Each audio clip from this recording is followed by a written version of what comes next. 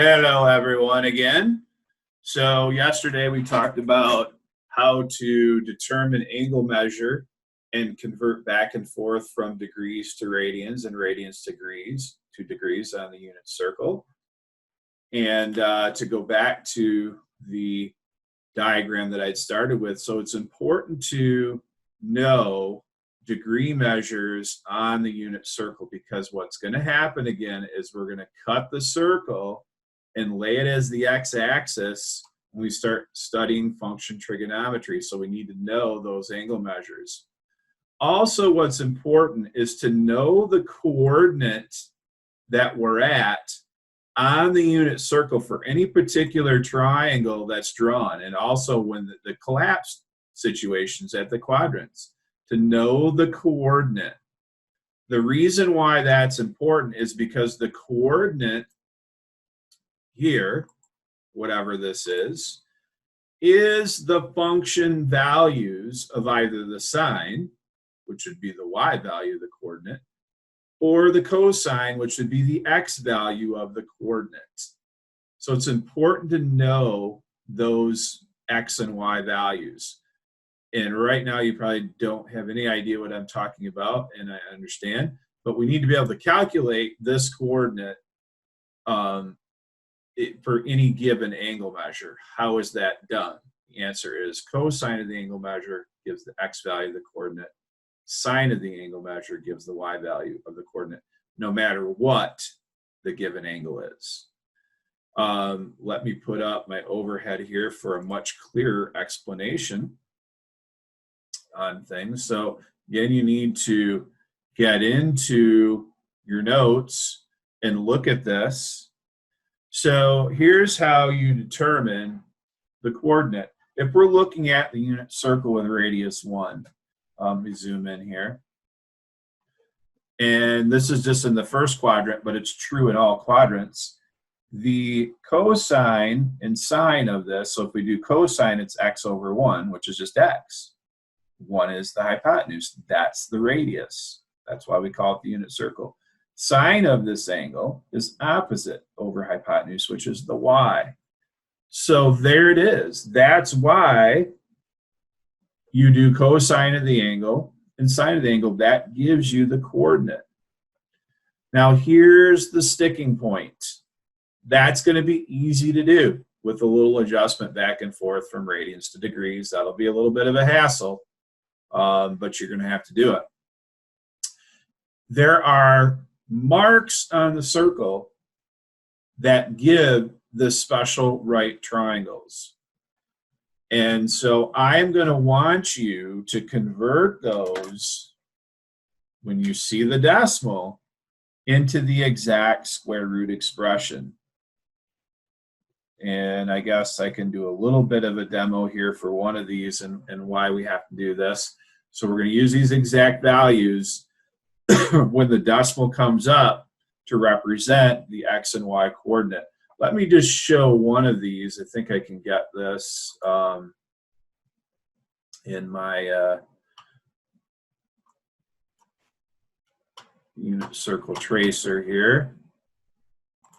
So I had to pause for a little bit here. So here is one of the special right triangles. So if I gave you 30 degrees, or pi over 6, and I asked you to find the coordinate on the circle, you're going to answer square root of 3 over 2 and 1/2. So other than memorizing that, how would you know that? And this is how you're going to know that. So you would have to go to degree on your calculator, because the angle is given in degrees. And then we're going to do sine. Let's do cosine first. Cosine of 30, and then sine of 30. And I want you to commit to memory the fact that 0.8660 is the square root of 3 over 2. And the fact that 0.7071 is the square root of 2 over 2. And with enough of this, so your answer to this is going to be square root of 3 over 2, comma, 1/2 is the coordinate. Okay, and so that's that. When you do enough of this, you'll start getting the hang of how this works. Now let me just come over here. And so there's all these special right triangles. There's the one at 45. So you would do cosine of 45 and sine of 45. You would get the 0.7071. You see it over here actually. And so that's the trigger to write square root of 2 over 2. Square root of 2 over 2.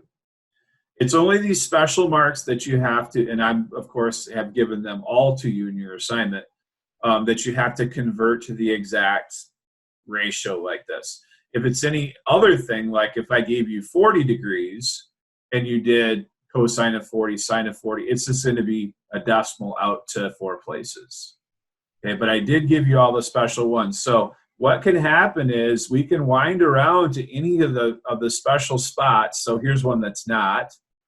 There's where it's collapsed. So if you did cosine of 90 and sine of 90, you would get 0 and 1. There's one that's not. Here's the next one that's special. So this angle is 120, not 60, 120.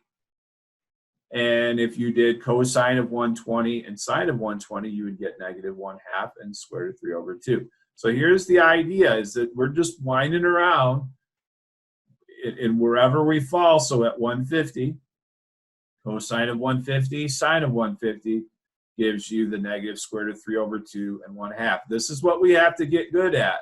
180, negative 10, of finding that coordinate at the special marks. And there are special ones all the way around the circle. So one thing not to get confused with, this little angle in here is called the reference angle. It is not the angle. It's not the given angle. The given angle is swept all the way around. So that's 315 degrees. So don't get confused between, as I'm showing my pictures, what's called the reference angle and the given angle. All right, back to the assignment. And so that's what you're doing, with the understanding that you're taking those decimals into those exact values that are the sides of the special right triangles. That's what you have to remember to do. All right, here we go. Now, the other hassle is going back and forth from radians to degrees. Now, you can commit to memory the quadrant cases or not. It's up to you, but you're going to do, yep, this is kind of busy work, cosine of 180, that's the x value, and then sine of 180. That's the y value. So negative 10 is the coordinate on the circle, and it's important to know that. So I'm going to skip around and then just supply you with what you should get. Now pi over 2. So you need to go now to radians. So here's where changing your mode matters. Because it's in radians, you're still going to do cosine and sine. You need to now change your mode. So 0, and then sine of pi over 2. You need to enter pi in so that you don't get any error in rounding, I guess. So 0, 1. Okay, so on and so forth. 270 is 0, negative 1. Now let's do 300 so that I can demonstrate this conversion again. This is going to be one of the special right triangles happening. And now I got to go back 2 degrees. It'll be a little bit of a hassle, but we do need to get some practice in on this. So that's 1/2, that's the x, and then the y is going to be negative square root of 3 over 2. So you're going to take and fill this in, okay, negative square root of 3 over 2. So 1/2. And you should also know, as you go, what quadrant you're in. So this is the 4th. You think about it, these are all quadrants. The triangle collapses. So on and so forth. It doesn't matter what the given angle is. You still do cosine and sine and just fill it in.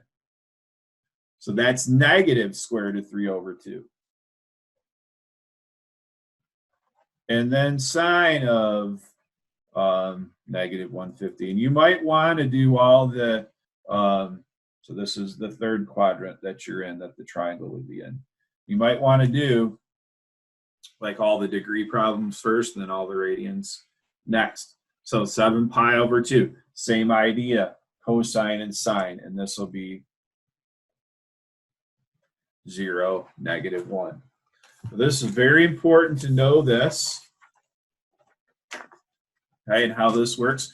Don't forget on the unit circle that each little scale mark is a pi over 12. And you literally can enter that in if you don't want to reduce it.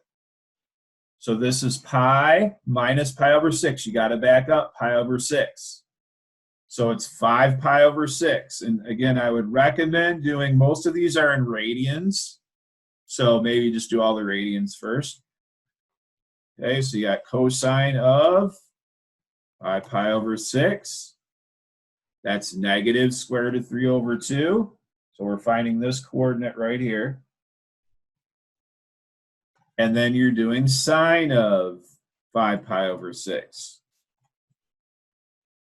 And that's 1/2. So again, if I fully drew that triangle out, and this is 1, and figure out all these sides, this would be 30 degrees right here. You would figure out that those indeed are the sides there. But all you need to do is to commit this to memory. I haven't done one like this yet, which I will. And you can see here why the cosine and the sine give you the x and the y, because the radius is 1. That's what makes things really convenient. Let me do one that's a 45 degree. Doesn't look like I gave a whole lot. Problem 8. So what would you do here? And since I'm not telling you, you can use degrees or radians. Let's go back to degrees. Degrees is a little bit easier sometimes to work with. So this is, and you could go negative if you wanted. 1, 2, 3. This is negative 45 degrees. You can just go the other way. It doesn't matter because you're just doing cosine of this and sine of it. As long as you have the, so there's different representations of an angle. If you're going around this way, it's 315. It will give you the same thing. It doesn't matter because it's the same angle. That's square root of 2 over 2, negative square root of 2 over 2. What are these weird fractions here? They are the sides of, it's the special right triangles that happen as we go around. And it's very important to know them, because when we get into the function mode, we have to know these and be able to recognize these to deal with the function extremely well. And you're just going to go through this and do all of these. It's not too hard at all. Let's do another one here with this. Just make sure that you're figuring out, so this in here is 60. So 180, however you want to do this, backing up 30 if you want, or 90 plus 60. So this is 150, however you want to figure it out. So cosine of 150, and then sine of 150. So negative square root of 3 over 2, and 1/2 is the coordinate out here. And notice that it also takes on the exact, so you have negatives with the coordinate as you do them.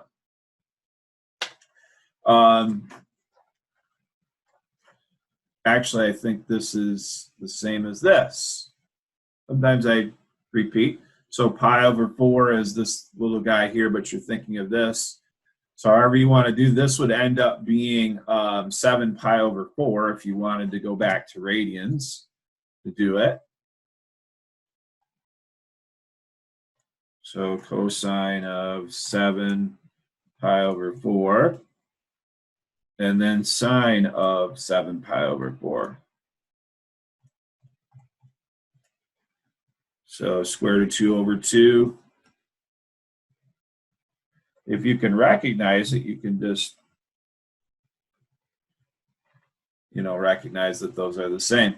And it doesn't matter if you go the other way. You can, as you saw me do earlier, you can put negative angles in. So you can recognize that this is just 45 degrees going this way, or negative 315 the other way. It doesn't, as long as you end up at that same position, it doesn't matter.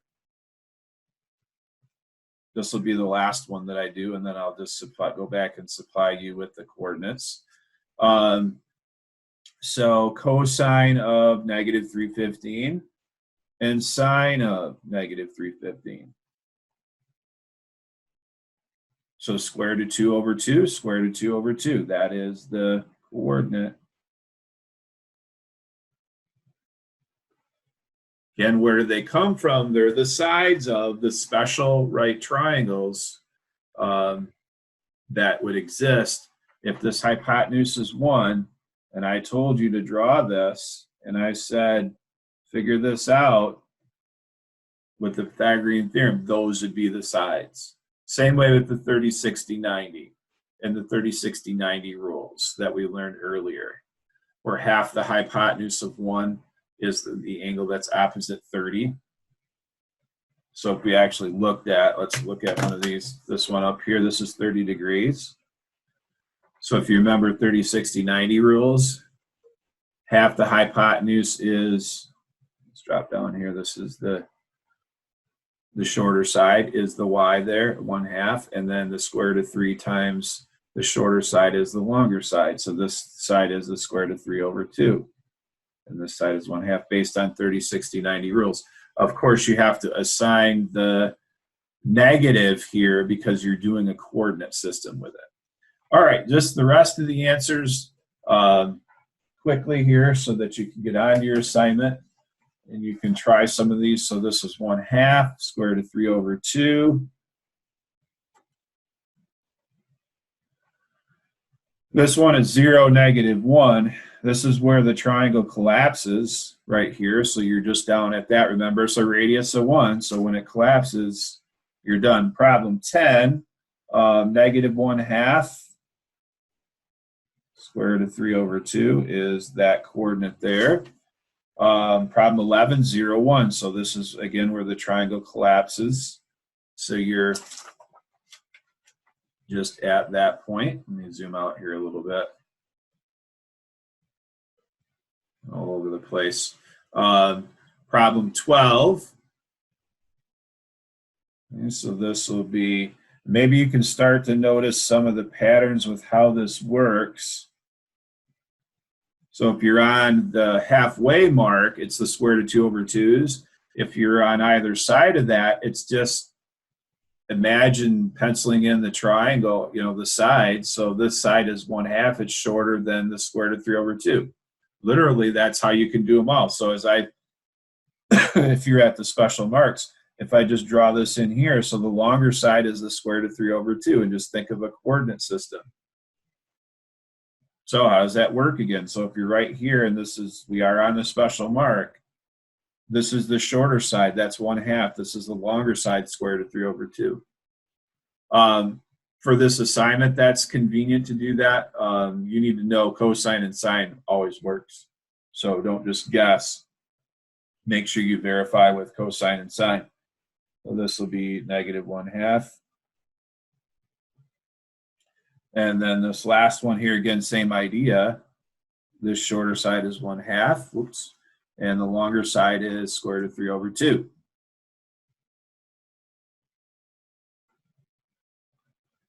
That's the quick version when you have the special right triangles, but you need to make sure that you have them, which you do in this assignment, and then you can use that longer side being the square root of 3 over 2, shorter side being 1/2. That works very quickly. And if they're the same length, like you see here, then it's the square root of 2 over 2. But stuff to commit to memory, especially the decimal version of things, just putting these in here for all of you that want to use my notes to look at. But commit the decimal versions to memory also. I think that's very important to know the decimal versions, and those are again right here in your notes.